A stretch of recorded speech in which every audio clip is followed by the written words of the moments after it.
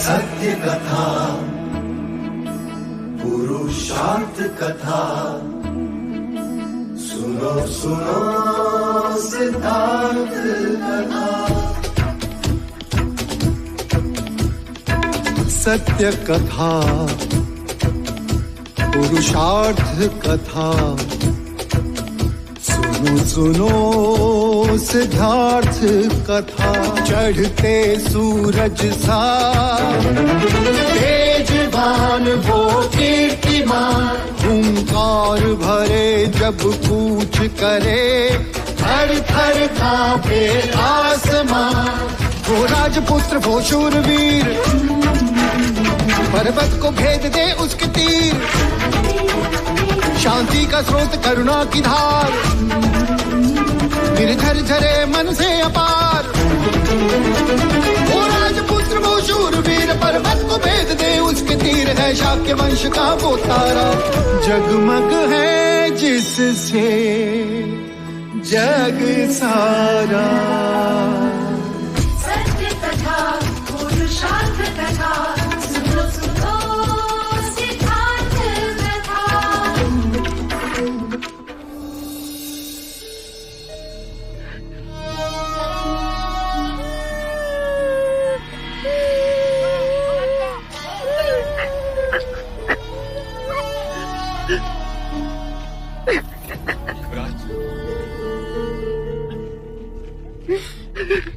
युवराज, यहाँ के अधिकांश घायलों को छावनी में ले जाया गया है और इतने लोग हैं कि एक दूसरे की सहायता कर सकते हैं। अब आप अपनों के समाचार लें। वो कैसे? अपनों के? यहाँ कौन पड़ा है? सभी तो अपने। आपको महल जाना चाहिए युवराज, वहां सबको आपकी आवश्यकता होगी। पता नहीं वहां का क्या हाल होगा। महाराज, महादेवी, गोपा, राहुल, नहीं।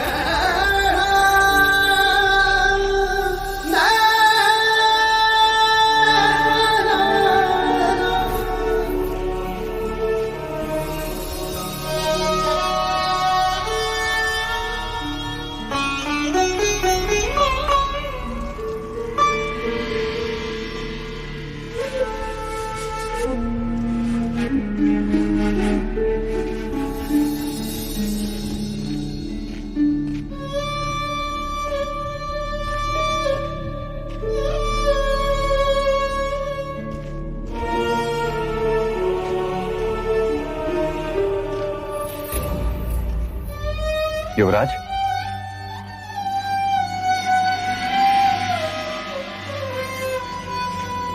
सिद्धार्थ, काकश, ये सब। तुम बताओ सिद्धार्थ, तुम कैसे हो? मार्ग में तुम्हारी बांदुल से मुठभेड़ तो नहीं हुई? नहीं काकश, मैं तो पहाड़ों के मार्ग से मगध पहुंचा था। यदि मुझे तनिक भी आभास होता है कि प्रसन्नजीत इस तरह से। सब कुछ अचानक हुआ युवराज, और वो भी 2 दिशाओं से आक्रमण, इसीलिए हमारी सेना बढ़ गई। शाक्यों की तलवारें अधिक नहीं थी, किंतु बलहीन भी नहीं थी। यदि आक्रमण एक और से हुआ था तो कौशल की पराजय निश्चित थी। हम सब तो साथ थे सिद्धार्थ, परंतु तुम अकेले, इसीलिए महल चिंतित था। आप तो जानते हैं काकश जी, मैं युद्ध रोकना चाहता था, इसीलिए तो प्रस्ताव लेकर मगध गया था। वो तो महाराज बिंबिसार के संदेश के कारण प्रसन्नजीत रुक गया, अन्यथा। काकश, माँ, काकी माँ, सब कहाँ हैं? सुरक्षित है, सारा महल सुरक्षित है सिद्धार्थ। और महाराज? सिद्धार्थ, वो महाराज। कहिए काकश, क्या हुआ महाराज को? बताइए काकश। घायल पर सुरक्षित सिद्धार्थ।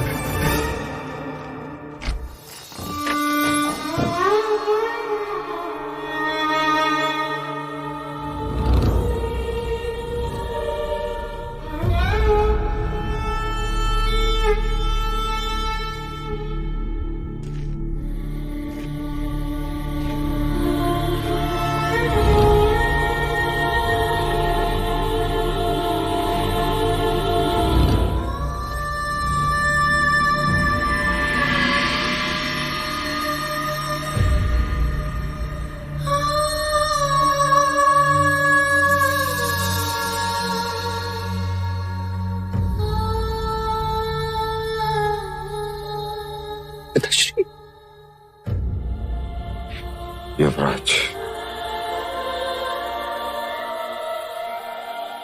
युवराज,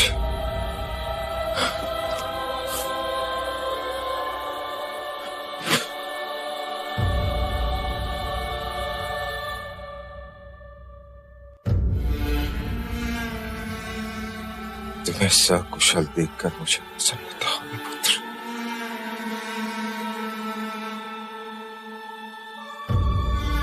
कपिल वस्तु का सम्राट सुरक्षित है। अब कपिल वस्तु फिर से अपने पैरों पर खड़ा हो जाएगा। अच्छा हुआ पुत्र की तुम यहां नहीं थे। परंतु मुझे खेद है कि मैं यहां क्यों नहीं था, अन्यथा मैं युद्ध होने नहीं देता पिताजी। नहीं पुत्र, खेद तुम्हें नहीं, खेद मुझे है।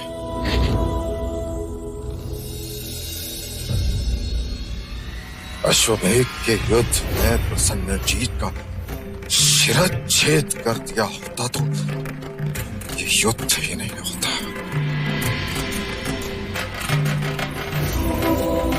राजनीति में एक गलत निर्णय। वो निर्णय गलत नहीं था पिताजी। उस युद्ध में हमारी विजय उस निर्णय पे आधारित ही थी। नहीं युवराज,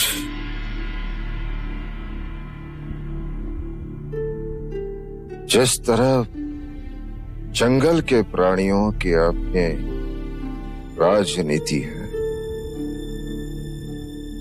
जो बलवान वही जीतता, उसी तरह राजनीति भी एक जंगल है। जो बलवान वही जीतता है। सांप पालतू नहीं होता, फिर भी पालो और काटे तो दोष सांप का नहीं, पालने वाले का होता है पुत्र, पालने वाले का होता है।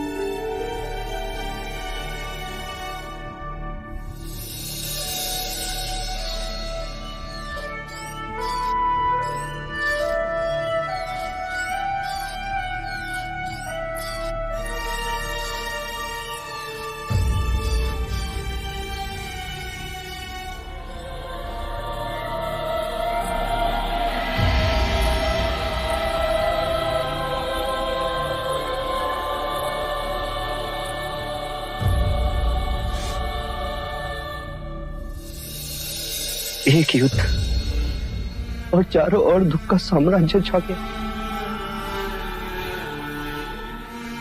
मनुष्य सोचता कुछ है और होता कुछ और।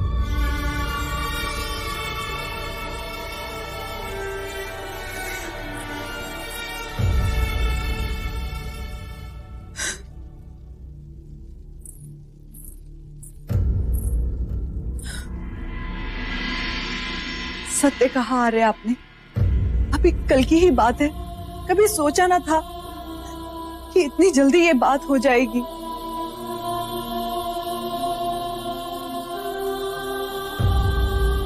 आपने पूछा नहीं आ रहे कि क्या हुआ?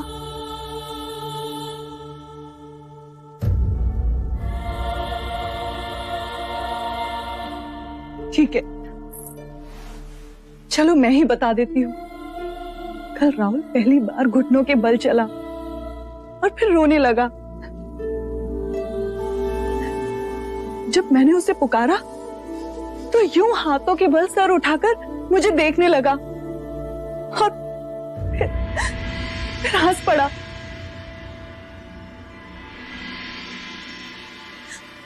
आपके पुत्र के हाथों में बड़ी ताकत है, बिल्कुल आप ही की तरह। हाँ, बड़ी ताकत है और आयु के साथ वो और बढ़ेगी। हाथ और शक्तिवान होंगे, तलवार थामेंगे और फिर मनुष्य होकर भी वो मनुष्य का सर काटेंगे या कटवाएंगे। ये क्या कह रहे हैं यार? अपने राज्य की रक्षा करना धर्म नहीं? मैं इस धर्म में नहीं मानता। सच कहूं तो मैं ईश्वर को भी नहीं मानता। ये क्या अनर्थ बोल रहे हैं यार? हाँ तो होता ईश्वर तो ये भयानक विनाश नहीं होने देता। क्यों मनुष्य को जन्म देकर दुख के मार्ग दौड़ाता? क्यों मनुष्य की आंखों में चतुरता का वृक्ष बढ़ता और अहम का तांडव रचता? क्यों वो विकारों के पीछे मन को भटकाता? क्यों ये युद्ध होता और प्राणों की आहुति दी जाती? क्यों सरहदों के विस्तार को क्षत्रिय प्रगति का नाम देते? क्यों वेद और पुराण शूद्रों के लिए निषेध होता? तुम कदाचित ही मानो गोपाल, पर एक उपवन में जितने पुष्प उगते हैं उससे अधिक शवों को देखकर आया हूं मैं।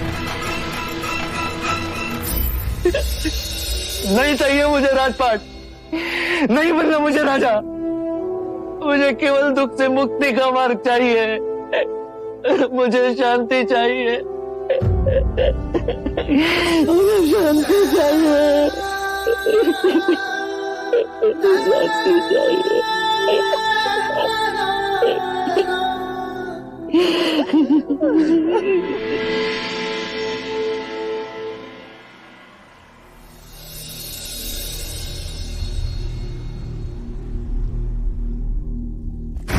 युवराज सिद्धार्थ पधार रहे हैं।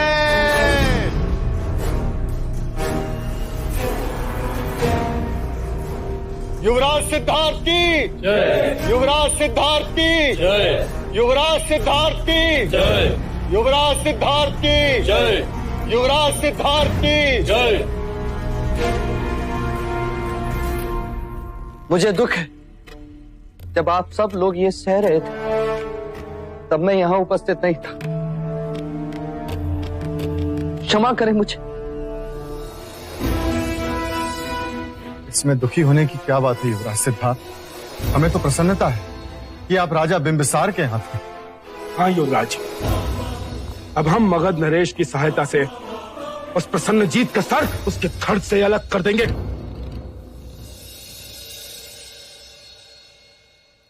राजा तपोधन, तलवार के साथ हाथ भी कट गए, फिर भी युद्ध की बात। तो क्या हुआ युवराज, हम क्षत्रिय हैं, हम पूरा युद्ध करेंगे और इस बार युद्ध में हमारी पराजय नहीं विजय होगी। उस प्रसन्नजीत ने मित्र बनकर शत्रुता का काम किया है और शाक्य कभी धोखे को क्षमा नहीं करता। प्रसन्नजीत का तो शिष्य होकर रहेगा। शाक्य गणतंत्र की, शाक्य गणतंत्र की, शाक्य गणतंत्र की। फिर संहार, फिर रक्तपात, फिर प्रजा में हाहाकार, फिर नगर उद्ध्वस्त, फिर अहम का तांडव और मनुष्यता का परिहास। अपनी प्रजा, अपने माता पिता को घायल देखकर आपका रक्त नहीं खौलता, पीड़ा नहीं होती, शत्रु को समाप्त करने का क्रोध नहीं जागता। अवश्य आता है क्रोध, पर शत्रु पर नहीं, उसके भीतर जगी शत्रुता को समाप्त करने का जी चाहता है। हमें युद्ध से कुछ प्राप्त नहीं होता, ये जानते हुए भी, और पराजित होकर शाक्य जी नहीं पाते। उस बीते कल की सोच को बदलो, आने वाले कल के बारे में सोचो। सर्जन को सदियों लग जाते हैं और विसर्जन को एक पल। अपने विचार अपने तक ही सीमित रखिए युवराज, हमें अपना खोया हुआ स्वाभिमान वापस चाहिए। इस कपिल वस्तु को अपनी खोई हुई प्रतिष्ठा और स्वाभिमान वापस चाहिए युवराज, वापस चाहिए, वापस चाहिए। क्या होता है स्वाभिमान? क्या स्वाभिमान से होती है प्रतिष्ठा? ऊंच नीच, जात पात, वर्ण धर्म, सत्ता अधिकार सब मानव निर्मित है। कहो, ये धरती, ये आसमान, ये पेड़ पौधे सब किसके हैं? हमारे पूर्वजों के। और यदि उनसे प्रश्न करें तो वो क्या कहेंगे? उनके पूर्वजों के। और अंत में हमें यही उत्तर मिलेगा, किसी के नहीं। जो वस्तु तुम्हारी थी ही नहीं, उस पर अधिकार की भावना क्यों? ये युद्ध क्यों? युद्ध से कुछ नहीं मिलता, और शांति से? शांति की बात करोगे युवराज तो युद्ध होगा इसी सभा में। नहीं होगी। आप सब मगध की सेना की सहायता से युद्ध करोगे, तो मैं उस सेना को अभी मगध वापस लौटने का आदेश दे देता हूं। युवराज, आपका ये कथन शाक्य गणतंत्र के विरोध में है। हम ऐसा नहीं होने देंगे, नहीं होने देंगे, नहीं होने देंगे। नहीं हो सकता। सेनापति, मतदान इसी समय होना चाहिए। हाँ, इसी समय होना चाहिए। ठीक है, शांत हो जाइए, शांत हो जाइए आप सब। जो राजा युवराज के शांति प्रस्ताव के पक्ष में है, वो इनके साथ रहे।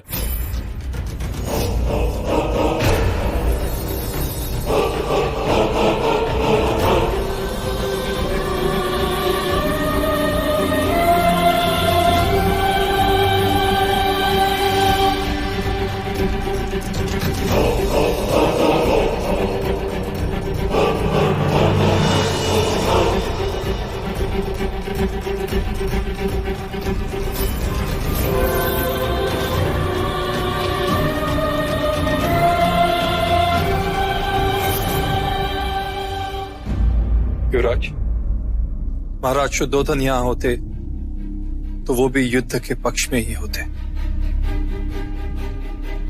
राजनीति भी एक जंगल है, जो बलवान वही जीतता है।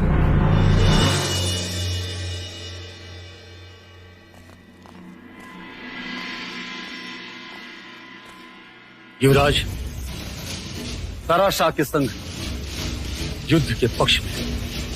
अब निर्णय आपको करना है कि आप इनके पक्ष में हैं या नहीं।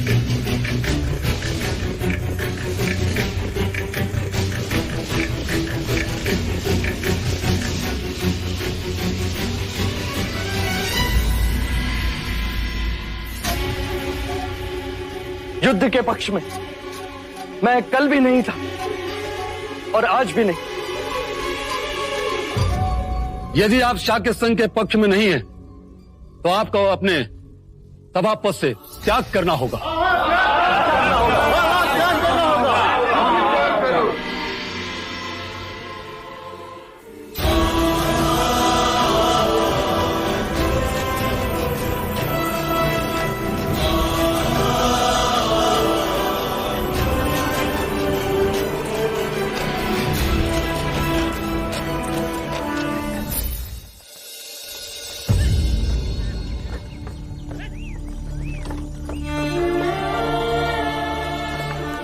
रुको, रुको।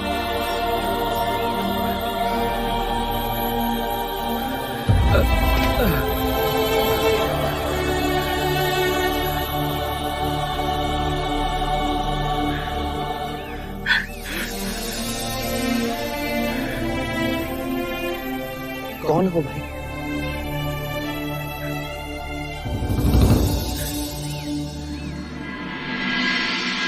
गौरी को असत्य बोलने के लिए 10 कोड़े मारने का दंड सुनाया जाता है। नहीं महाराज, मुझे क्षमा कर दो, मुझे क्षमा कर दो। अगर आपके बाद असत्य बोलो तो मेरे अनाज और खेत सब आपके। महाराज, गौरी को क्षमा कर दीजिए, अब से वो कभी असत्य नहीं बोलेगा। महाराज, मैं नगर छोड़ दूंगा और जाने से पहले एक बार युवराज सिद्धार्थ से मिलना चाहता हूँ। आपने मुझे सत्य के मार्ग पर चलना सिखाया, आपका विश्वास बना रहे, इसलिए मैंने किसी भी तरह का लालच न करके कोई भी छल कपट नहीं किया। वैश्य गौरी? हाँ।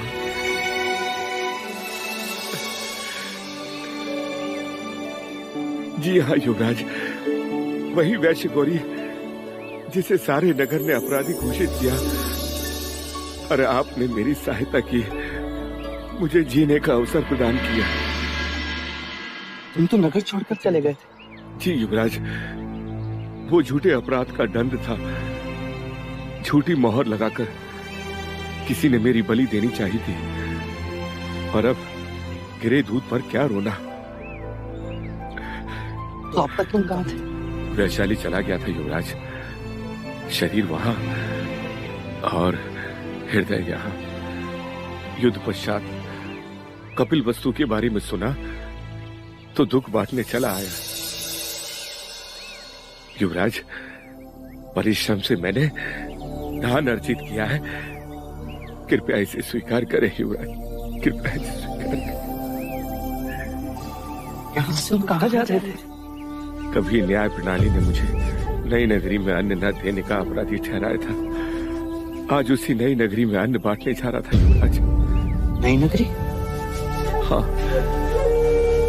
आपका दारुण कर रहा था। राज्य के सैनिक इसके भाई को कहीं ले गए हैं, किसी नई नगरी में। क्या तुम मुझे अपने साथ नई नगरी ले चलोगे? मैंने आज तक उसे नहीं देखा। युवराज, हमें महल जाना चाहिए। महाराज हमारी प्रतीक्षा कर रहे हैं। हाँ चलो, वहां से हम सीधा महल ही जाए। पहले हम नगर के उस हिस्से को तो देख लें जो आज तक हमने नहीं देखा। चलो गौरी। युवराज, तुम भी चलो, चलना चलो चलो।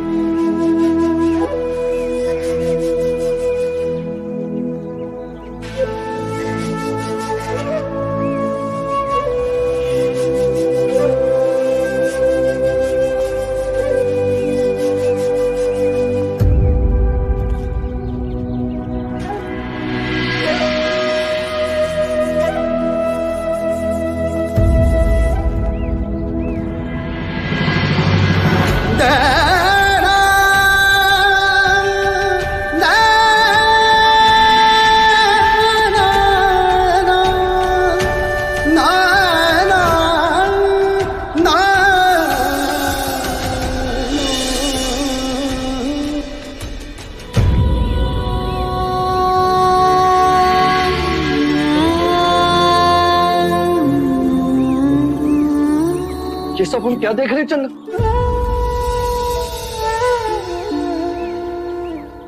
ये सभी अपने पूर्व जन्मों के कर्म फल भोग रहे हैं युवराज।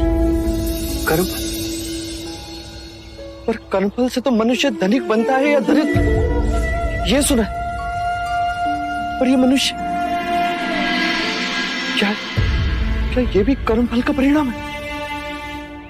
नहीं युवराज, ये जरावस्था, वृद्धावस्था, जो अमीर और गरीब सभी के जीवन में आती है। वृद्धावस्था धनिक और निर्धन में भेद नहीं करती। तो क्या सब इस अवस्था से गुजरता है। मैं भी, तुम भी। हाँ युवराज, जन्म लेने वाला प्रत्येक मनुष्य आयु के अंतिम चरण में इस अवस्था से गुजरता है। जब यौवन समाप्त होता है, जब इंद्रियां साथ नहीं देती, बचपन, युवानी और वृद्धावस्था, यही जीवन के क्रम है। वृद्धावस्था? रुक जाइए, रुक जाइए, रुक जाइए। क्यों मार रहे हैं आप इसे?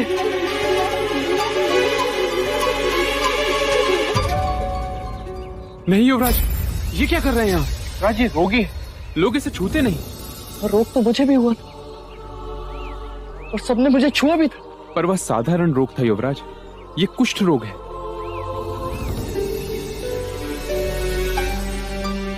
कुष्ठ रोग? तो क्या ये भी सबको होता है? नहीं युवराज, पर इन जैसे कई रोग हैं जिनसे मनुष्य घिर जाता है।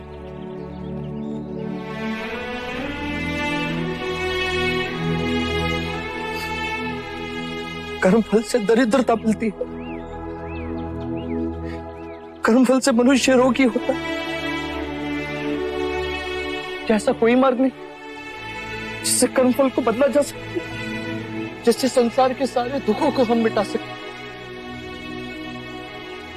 जिससे यौवन और धन चिरंजीवी हो जाए? कैसे होगा चिरंजीवी जब तक तुम जैसे जन्म लेते रहेंगे?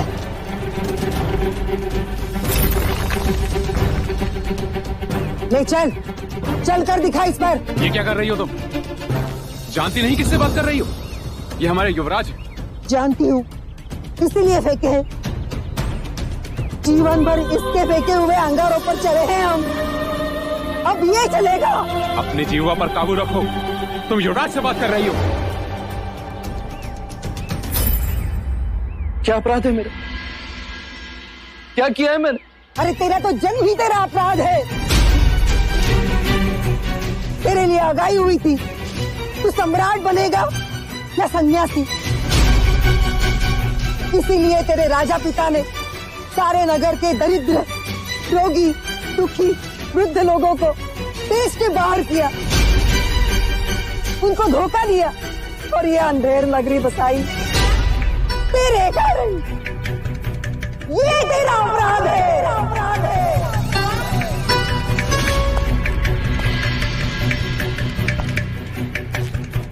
पर ऐसा क्यों? अरे कोई दुख तेरे आंखों के सामने नहीं आए और तू बैरागी ना बने, इसलिए हम सब तो अपने आंसुओं में डूब गए, केवल तेरे कारण। जानता भी है इस नगरी के लोगों ने किसका मंदिर बनाया है? यम का मंदिर बनाया है, ताकि वो प्रसन्न हो और हमें इस यातना से छुटकारा मिले।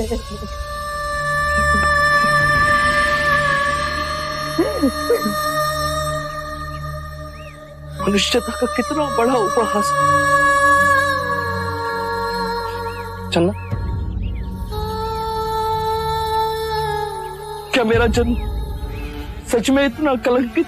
युवराज, ये तो नहीं, ये नहीं हो सकता, नहीं हो सकता ये। अगर विश्वास न हो तो जाकर पूछो अपने राजा पिता से। उसका अभिमान और बलि चढ़ गए हम।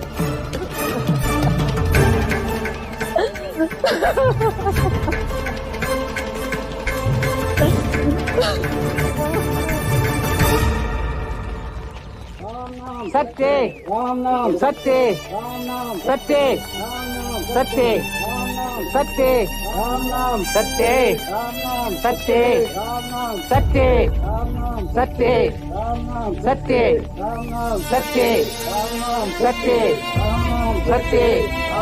सत्य, सत्य, सत्य, सत्य। कहिए महाराज, और कितने वेद छिपाए आपने? ना मुझे मेरी माँ के विषय में बताया, ना नई नगरी के बारे में। एक बार भी आपने ये नहीं सोचा कि जब आपका पुत्र बड़ा होगा और जानेगा उसके कारण कितने लोग बेघर हो गए, कितने लोगों को नगर बाहर निकाल दिया गया था, तो वो क्या सोचेगा? क्या कभी वो स्वयं को क्षमा कर पाएगा?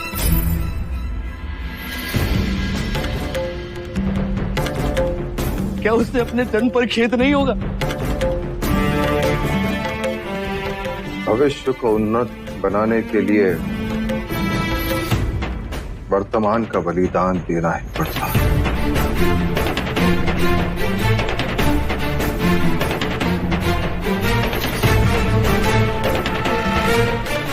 अब तुम सम्राट बनोगे तो न जाने कितने लोगों के घर बसाओगे, उन्नति लाओगे।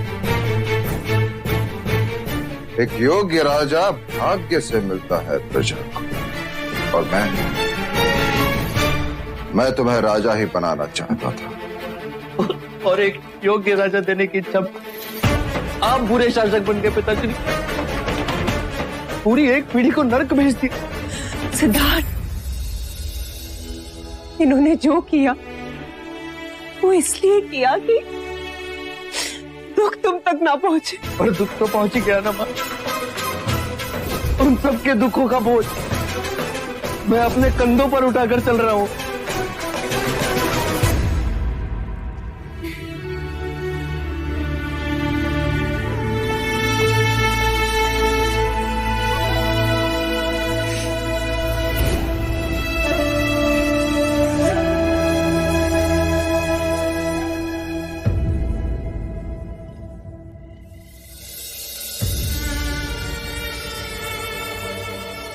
अरे तेरा तो जन्म ही तेरा अपराध है। तेरे लिए आगाई हुई थी, तू सम्राट बनेगा या सन्यासी। इसीलिए तेरे राजा पिता ने सारे नगर के दरिद्र, रोगी, दुखी, वृद्ध लोगों को देश से बाहर किया, उनको धोखा दिया और ये अंधेर नगरी बसाई तेरे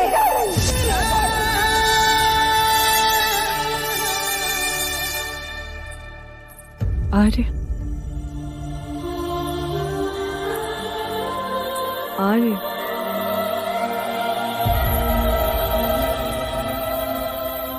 आर्य,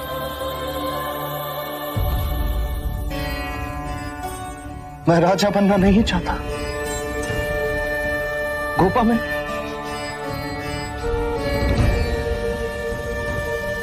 ये क्या बात कर रहे हो? किस विपदा से घिरे हो आर्य? इतने विचार दिए कि 2 बार पुकारने पर उत्तर भी नहीं दिया।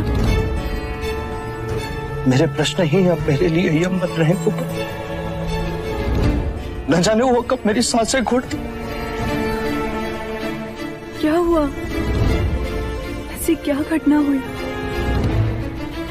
न जाने मेरे आसपास असत्य की कितनी परतें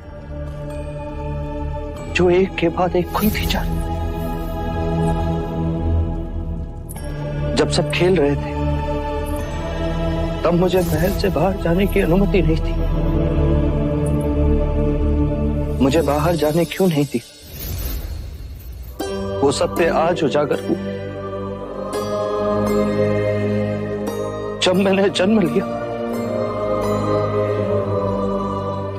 मेरी मां केवल 7 दिनों में यमाधीन हो गई। मेरे जन्म के साथ असित मुनि ने मेरे सन्यासी बनने की भविष्यवाणी की और मैं सन्यासी ना बनूं, इसीलिए नई नगरी बनी। और आज मैंने वो भी देख ली, दुख की चरम सीमा भी देख ली।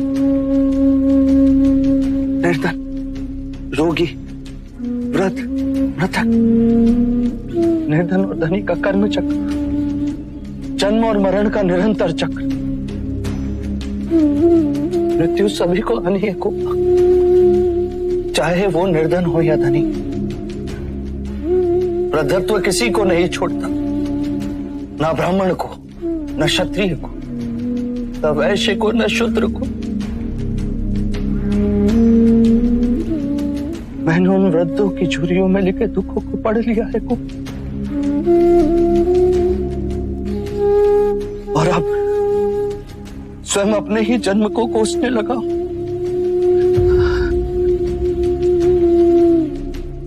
यदि जीवन ऐसा है तो ऐसे जीवन की मुझे कोई आवश्यकता नहीं।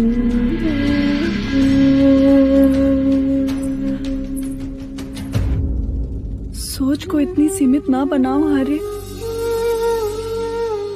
कि दुख के आगे देख ना सको। आपने जीवन के बारे में जाना, पर ये क्यों भूल गए कि जीवन में प्रेम भी है और विश्वास भी। स्नेह से सारी पीड़ाएं नष्ट होती हैं। माना कि दुख से जीवन में संघर्ष है, पर प्रेम दुख पर भारी है। देखो, मेरे जीवन में आप हो, आप मुझसे स्नेह करती हो और मैं आपसे, और यही प्रेम दुखों से संघर्ष करने की शक्ति देता है। मैं जब भी उदास होती हूँ राहुल का चेहरा देखती हूँ और फिर दुख दिखाई ही नहीं देता। स्नेह और विश्वास सृष्टि की नींव है। हाँ। कहाँ जा रहे हो आर्य? राहुल को देखा।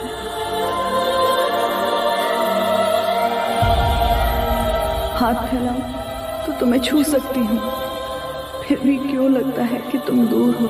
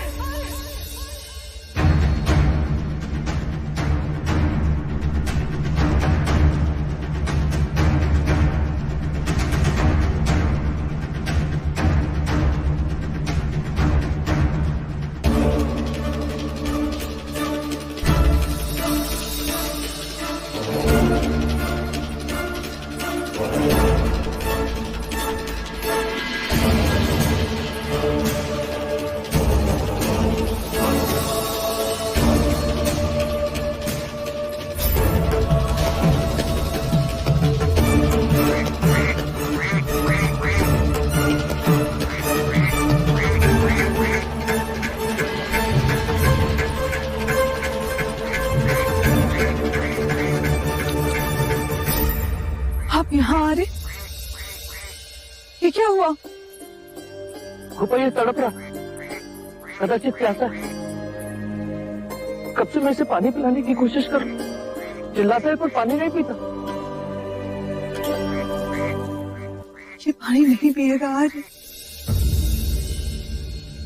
क्या? क्यों नहीं पिएगा? कहते हैं पक्षियों में भी मनुष्य के समान प्रेम भावना होती है। एक के बिना दूसरा जीवित नहीं रह सकता। हमने वहां प्राण त्याग दिए, ये मादा भी अपने प्राण दे देगी। विरह ये सह नहीं पाते और एक के बिना दूसरा जीवित नहीं रहता। इनके बीच प्रेम का ही अटूट बंधन है। अर्थात प्रेम की चरम सीमा भी दुख है। कदाचित परिभाषा भी दुख। प्रेम अर्थात अप्रत्यक्ष दुख, केवल दुख।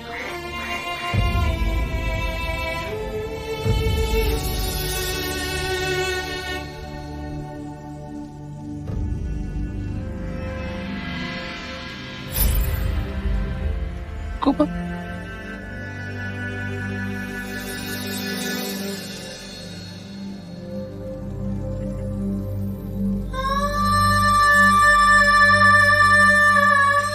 बोलो गोपा,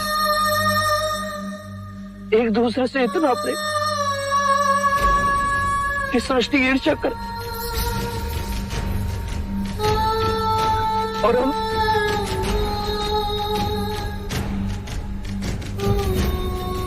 तुम कह रही थी कि प्रेम दुख से परे। गोपा, पर मैं कह दूं प्रेम की चरम सीमा भी दुख है। सुख क्षणिक है, दुख सर्वोपरि। प्रेम भ्रम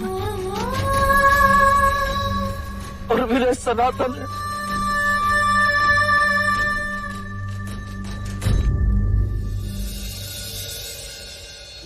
सत्य कथा, पुरुषार्थ कथा, सुनो सुनो सिद्धार्थ कथा।